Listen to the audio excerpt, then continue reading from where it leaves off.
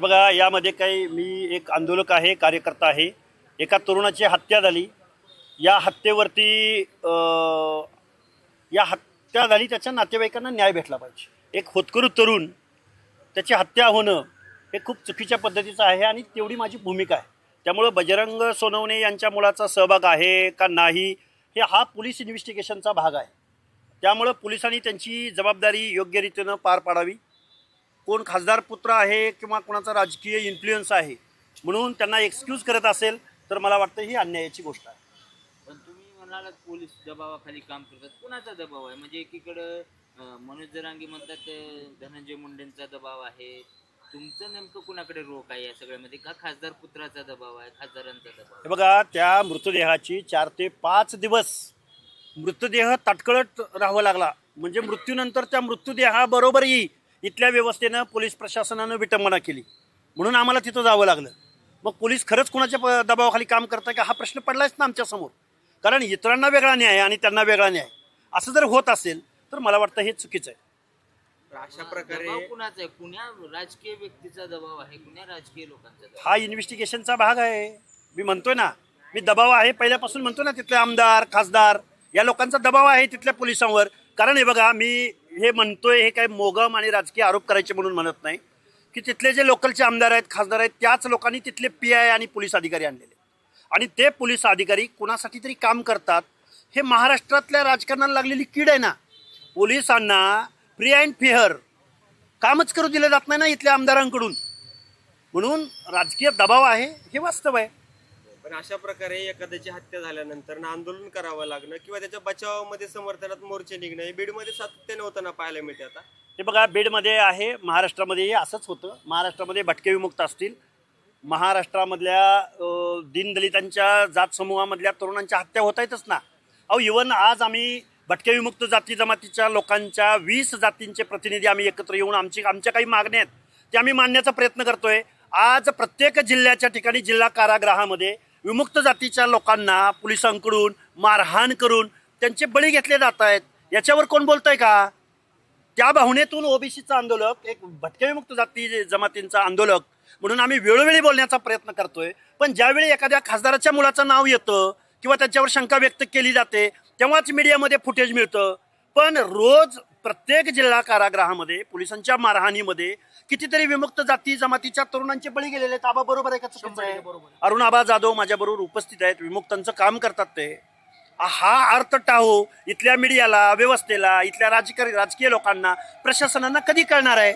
त्यामुळे ही खूप व्यापक आमची भूमिका आहे. आमचं म्हणणं कधीतरी इथल्या व्यवस्थेनं ऐकून घ्यावं असं आमचं म्हणणं आहे. किंवा एखाद्या मेलेल्याची किंवा मारणाऱ्याची जात शोधून अशा प्रकारे हे करणं किंवा हे करणं योग्य वाटतं का? हे बघा, इथं एखादी घटना घडल्यानंतर ज्यावेळी आंदोलनं होतात त्यावेळी रिॲक्शन म्हणून अजून आंदोलनं होत राहणार आहेत. उद्या कुणाचा तरी बळी जाणार आहे, परत त्या समूहाची लोक येणार आहेत, परत कुणाला तरी बळी जाणार आहे. हे फेल्युअर कुणाचं आहे? तर हे पोलीस डिपार्टमेंटचं फेल्युअर आहे. असं मी कधी पोलीस डिपार्टमेंटच्या विरोधामध्ये जाहीर वक्तव्य करत नाही. पण अशा ज्या घटना बीड जिल्ह्यामध्ये तुम्ही पर्टिक्युलरली प्रश्न विचारताय म्हणून तुम्हाला सांगतो, बीड जिल्ह्यामधल्या पोलीस डिपार्टमेंटचं हे फेल्युअर आहे. त्यांनी मान्य केलं पाहिजे. आणि गृहमंत्र्यांनी बीड जिल्ह्यासाठी वेगळं काही करता येतंय का हे मुख्यमंत्र्यांनी बघावं. तुम्ही एकीकडे हा सगळा आवाज उठत असताना सरकार मात्र फोडाफोडीत बिझी आहे. सरकार बाहेर देखील गेले. शिंदेंनी ठाकरेंचा अजून एक आमदार फोडला, मागच्या आठवड्यात 6 खासदार फोडले. हे बघा, महाराष्ट्राचं राजकारण हे फोडाफोडी शिवाय दुसरं काही त्यांना सुचत नाही.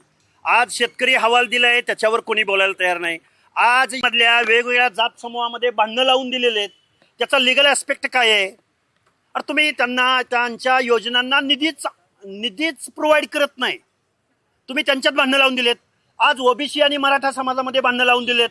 म्हणजे महाराष्ट्रामधल्या सर्वसामान्य लोकांच्या प्रश्नावर काम करण्यापेक्षा इथं वेगवेगळ्या समूहामध्ये भांडणं लावून देण्याचं काम केलं जातंय. 6 खासदार फुटले. तुम्ही आता मला प्रश्न विचारलाय. आज सचिन भाऊ अहिरांना तिकडे घेतलं, तुम्ही मला प्रश्न विचारताय. अरे आमचं देणं घेणं काय?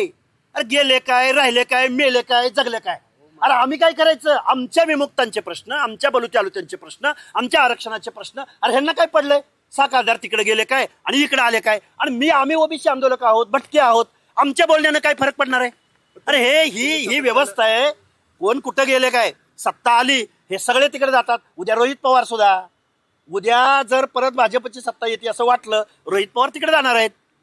हे तुमचे शिवसेनेचे जे काही उद्धव साहेब ठाकरेंचे जे काही आमदार म्हणून अंबादास दानवे निवडून आले, हे सुद्धा उद्या तिकडे असणार आहेत. मी लिहून देतो ना आज बॉन्ड पेपरवर. अरे ह्या लोकांना फक्त राजकारण कळतं, पैसा कळतो, लोकशाहीचा बाजार मानला या लोकांनी. त्यामुळं सर्वसामान्य माणसाच्या आवाक्याबाहेरच्या या घटना घडतायत. प्रचंड संतापलेला, चिडलेला, इथला दलित चिडलेला आहे, इथला ओबीसी चिडलेला आहे, इथले भटके चिडलेले आहेत. आज आम्ही 20 भटक्या जातींच्या प्रतिनिधींची बैठक घेतली. काय चाललंय, आमचं कोण वाली आहे इथं? 6 खासदार आले काय आणि गेले काय, फुटले काय आणि राहिले काय? अरे आमचं कोण गारानं ऐकतं इथं? आणि हे आमची रास्त भूमिका आहे, वास्तव भूमिका आहे. तुम्हाला याच्या उपर अजून काय प्रश्न विचारायचा असेल तर विचारा. पण निवडणुका आली की मुद्दे अजेंड्यावर येतात. तुम्ही सातत्यानं आता मागं पाठपुरावा करताय, हे करताय. आता तुम्ही म्हणताय की अशा पद्धतीने ओबीसी असतील किंवा भटके विमुक्तांचे प्रश्न जाणून घेतले जात नाही. वारंवार तेच परत मग तोच पाडा वाटला जातोय ना. तोच पाडा वाचला जातोय. निवडणुका आल्या की ओबीसी दिसतात, निवडणुका आल्या की दीनदलित दिसतात, निवडणुका आल्या की SC ST दिसतात, निवडणुका गेल्या पैसे दिसतात, निवडणुका गेल्या की खासदारांचा बाजार मानला जातो, निवडणुका गेल्या आमदारांचा बाजार. आता विरोधी पक्ष उरलाय का महाराष्ट्रात? लोकशाहीची विटंबना महाराष्ट्रात सुरू आहे. काय चाललंय? रोज एक बातमी. अरे या फाटाफुटीशिवाय दुसरी एक तर बातमी आहे का महाराष्ट्रामध्ये? काय चाललंय? आम्ही वास्तव बोलतोय. आम्हाला कुठल्या पुढाऱ्यांची, कुठल्या राजकारण्यांची, कुठल्या आमदार खासदारांची भेडभाट ठेवायची नाही. महाराष्ट्र विकला इथल्या राज्यकर्त्या लोकांनी. बोला, याच्या उपर तुम्ही लोकशाहीचा चौथा स्तंभ आहात. आमच्यापेक्षा तुमच्या खांद्यावरती जास्त जिम्मेदारी आहे ही.